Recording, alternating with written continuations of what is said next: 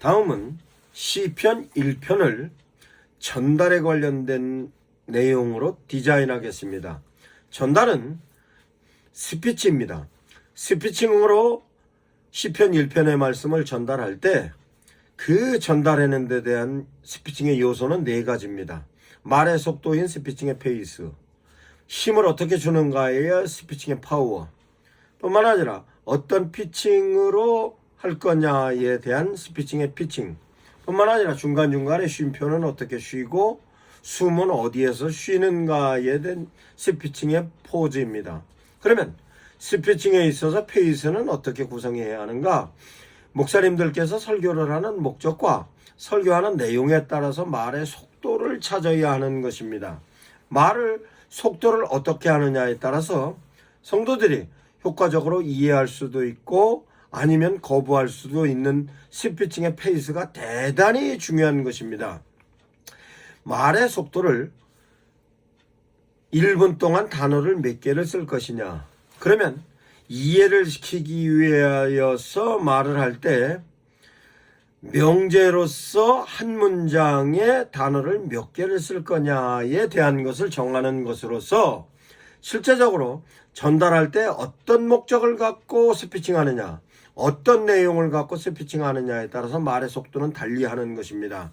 즉 목사님들께서 시편 1편에 복 있는 자는 악인의 길을 쫓지 아니하며 죄인의 길에 서지 아니하며 오만한 자리에 앉지 않는 자로다 라고 명제로 정리를 하면 그 명제에 관련된 내용을 어떤 속도로 하느냐에 따라서 성도들은 각인이 될 수도 있고 그 내용을 부담스럽게 느낄 수도 있는 것입니다. 그 내용을 여호와의 율법을 주야로 즐거워하고 주야로 묵상하는 자로다 라고 앞의 내용과 뒤의 내용의 명제를 어떻게 연결을 하는 데 있어서의 속도를 가져야 하는가에 대한 것이 실제적으로 성도들이 그 내용을 말의 속도가 빠른데도 불구하고 성도들이 이해를 할 수 있고 말의 속도가 느린데도 불구하고 이해를 못하는 경우도 있는 것입니다. 이와 같은 면을 스피칭의 페이스로 설명을 할 수 있는 것입니다. 그러면 스피칭의 페이스에 따라서 실제적으로 성도들이 어느 부분에 힘을 주어야 효과적으로 성도들이 이해를 할 수 있을까의 스피칭의 파워입니다. 이 파워는 개념을 파워로 할 건가, 문장을 파워로 할 건가, 스토리를 파워로 할 건가로 정리하는 것입니다. 이것도 설교를 결단을 목적으로 할 때, 변화를 목적으로 할 때, 유지를 목적으로 할 때, 성장을 목적으로 할 때, 감동을 내용으로 할 때, 설득의 내용으로 할 때, 내지는 선동의 내용으로 하거나 교육의 내용으로 할 때도 파워와 페이스는 달리하는 것입니다. 뿐만 아니라 전하는 방식에 있어서도 제사장적인 방식, 예언자적인 방식, 선지자적인 방식, 교육자적인 방식에 따라서도 스피칭의 페이스와 스피칭의 파워는 달리해야 하는 것입니다. 또한 시편 1편의 말씀을 목적으로 결단이냐, 변화냐, 유지냐, 성장이냐, 감동이냐, 선동이냐, 설득이냐, 교육이냐에 따라서 파워를 달리하고 페이스를 달리하는 것입니다. 그러면 스피칭에 있어서 세 번째는 스피칭의 피칭입니다. 피칭은 어떤 단어를 차용하는가에 대한 내용입니다. 그 단어를 차용하는 데 있어서 실제적으로 결단을 할 때 차용하는 단어, 변화를 할 때 차용하는 단어, 유지를 할 때 차용하는 단어, 성장을 할 때 차용하는 단어가 다릅니다. 그러면 단어는 시편 1편 가운데 악인의 꾀, 죄인의 길, 오만한 자의 자리, 율법을 즐거워하는 것, 율법을 주야로 묵상하는 것 뿐만 아니라 시냇가에 심은 나무, 시절조차 과실을 맺는 것, 과실 뿐만 아니라 행사, 형통, 이렇게 개념적인 부분에 있어서의 개념으로 제시를 할 거냐, 아니면 개념을 명제로 제시할 거냐. 즉 악인의 길을 쫓지 마라, 죄인의 길에 서지 마라, 오만한 자리에 앉지 말아라. 그렇게 하기 위해서는 여호와의 율법을 즐거워해야 한다. 여호와의 율법을 주야로 묵상하는 것이다. 그렇게 묵상하면 너는 시냇가에 심은 나무가 빛이 된다. 시냇가에 심은 나무는 시절조차 과실을 맺을 수 있다. 시절조차 과실뿐만 아니라 잎사귀가 풍성한처럼 풍성할 것이다. 이렇게 개념적으로도 명제로도 피칭이 돼야 되는 것입니다. 그러면 이걸 스토리로도 피칭을 할 수 있는 것으로 복 있는 자는 악인의 꾀를 쫓지 않고 죄인의 길에 서지 않으며 오만한 자리에 앉지 않는 자로서 여호와의 율법을 즐거워하고 주야로 묵상하는 자이다. 그는 시냇가에 심은 나무가 시절조차 과실을 맺으며 잎사귀가 무성함같이 만사가 형통하리라. 이게 전체적인 내용이 바로 스토리적인 내용으로 정리가 되는 것입니다. 그러면 이렇게 스토리적으로 정리가 된 내용을 성도들을 향하여 개념적으로든 명제로든 스토리로든 제시를 할 때 성도들을 향하여서 성도들이 집중해서 들을 수 있게 하는 데 있어서의 스피칭의 페이스와 파워와 피칭과 함께 스피칭의 포즈를 적용해야 하는 것입니다. 즉 문장을 진행하는 데 있어서 어느 시점에 쉼표를 둘 것인가, 어느 시점에서 호흡을 할 것인가에 대한 내용으로 어떤 목사님들께서 설교를 하시면 설교의 내용이 대단히 빠른데도 불구하고 불안하지 않고, 어떤 목사님은 설교를 빠르게 하면 불안하고, 어떤 목사님이 설교를 하면 굉장히 답답하게 들어 실제적으로 설교의 내용 가운데서 숨을 어디에 쉬고 숨표를 어디에 찍냐느냐에 따라서 빨리 해도 빨리 해도 불안하지 않고, 말의 속도를 늦게 해도 갑갑하지 않은 것입니다. 그러면 언제 숨표를 찍는 거냐, 언제 쉬는 것이냐라고 하면 복 있는 자라는 악인의 꾀를 쫓지 아니하며 죄인의 길에 서지 아니하며 오만한 자에 앉지 아니하는 자로다. 이 내용을 목사님들께서 숨 쉬는 호흡과 쉼표를 찍는 것에 대한 것을 고민하시기 바랍니다. 그러면 여호와의 율법을 즐거워하고 주야로 묵상하는 자로다 라고 문장이 구성이 됩니다. 이 문장을 한 문장으로 할 건가, 두 문장으로 할 건가, 한 문장으로 했을 때는 어디에 쉼표를 줄까, 두 문장으로 하면 어디에 쉼표를 줄까, 이와 같은 내용을 스토리로도 역시 마찬가지로 어디에서 쉼표를 두고 어디에서 호흡을 할 건가에 대한 내용을 반드시 목사님들께서 유념하셔야 합니다. 그러면 실제적으로 시편 1편을 가지고 하나님의 메시지를 선포할 때에 문장적인 내용으로 성도들에게 제시하는 것으로 설교의 메시지 내용을 속도로, 파워로 단어를 차용하고 문장화하고 개념화하는 데 대한 단어를 차용하여 명제화하고 그 명제화됐던 것을 스토리화하는 데 대한 피칭은 어떻게 할 것이고 호흡은 어떻게 하고 쉼표는 어디에 찍는다라는 페이스를, 그 스피칭을 반드시 목사님들께서 유념하시면 시편 1편의 결단의 목적인지 변화의 목적인지 유지의 목적인지 성장의 목적인지 제사장적인 설교를 하는 것인지 예언자적인 설교를 하는 것인지 선지자적인 설교를 하는 것인지 교육자적인 설교를 하는 것인지 감동적인 설교를 하는 것인지 설득적인 설교를 하는 것인지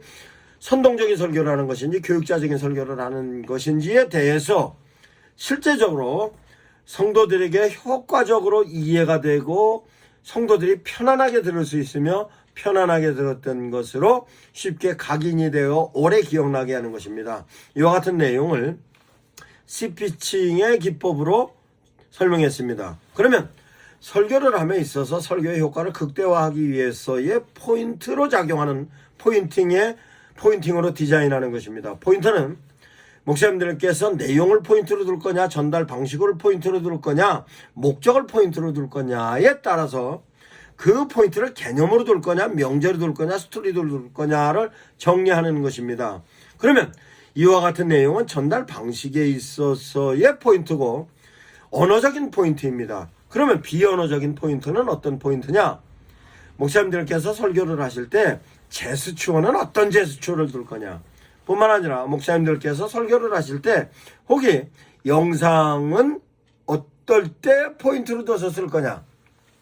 뿐만 아니라 설교를 할 때 설교에 필요할 때 설교를 성도들을 통하여서 중간에 설교 중간에 나레이션을 시킬 거냐, 이렇게 비언어적인 포인트가 있습니다. 이것을 포인트를 효과적으로 활용하면 설교는 성도들이 가장 흥미롭게 들을 수 있는 것이며 집중도를 높일 수 있는 것입니다. 그러면 포인트에 있어서의 언어적인 포인트와 비언어적인 포인트와 함께 포인트를 타이밍으로 두는 것입니다. 포인트를 성경 전체적인 내용을 포인트로 둘 것인가, 아니면 포인트 하나하나를 개념이든 명제든 스토리든 포인트를 두면 영상이든 나레이션이든 설교 초반부에 둘 것이냐, 중반부에 둘 것이냐, 후반부에 둘 것이냐, 설교를 오프닝 할 때 쓸 것인가, 전개하는 과정에서 쓸 것인가, 클로징에 쓸 것인가, 기승전결로 기에 쓸 것인가, 승에 쓸 것인가, 전에 쓸 것인가,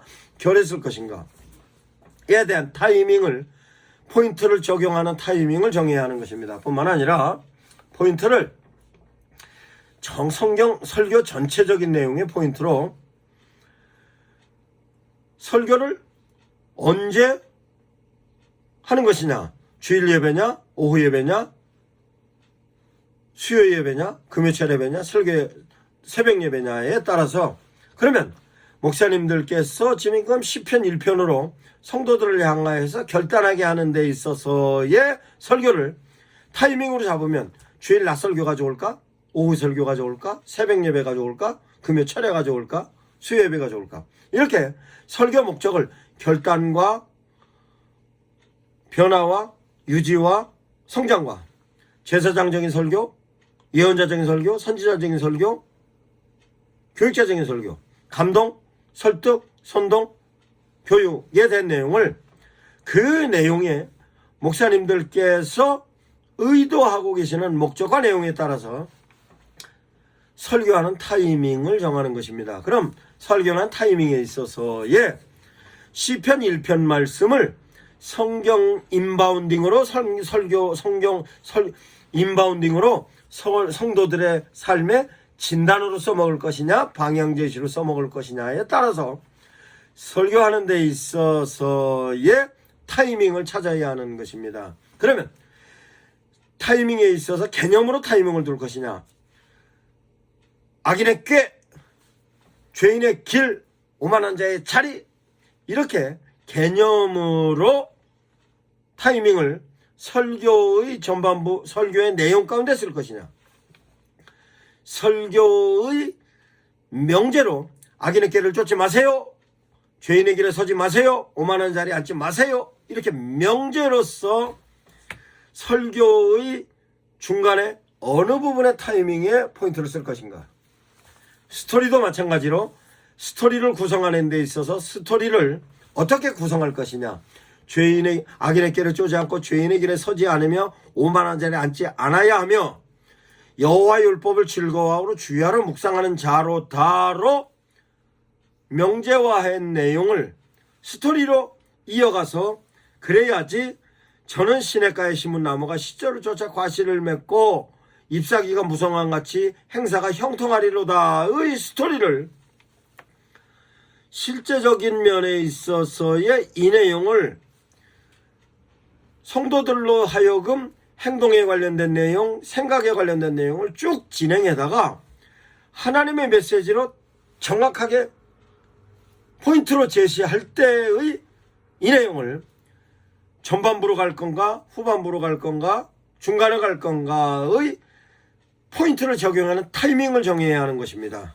뿐만 아니라 이 내용 전체적인 내용을 설교를 어느 때 어느 시점에 할 건가를 타이밍을 정해내는 것으로 시편 1편 말씀의 개념적인 타이밍, 명제적인 타이밍, 스토리적인 타이밍을 정해야지 그 설교하는 데 있어서 목적과 내용을 효과적으로 목사님 의도하시는 효과를 얻을 수 있는 것입니다. 이와 같은 데 된 내용을 설교의 전달 방식에 대한 내용으로 디자인해 보았습니다. 다음은 설교로 시편 1편 복 있는 사람의 내용을 가지고 성도들의 적용하는 데 대한 플랫폼으로 설명하겠습니다. 감사합니다. 미션 아카데미 대표 전원균 목사입니다.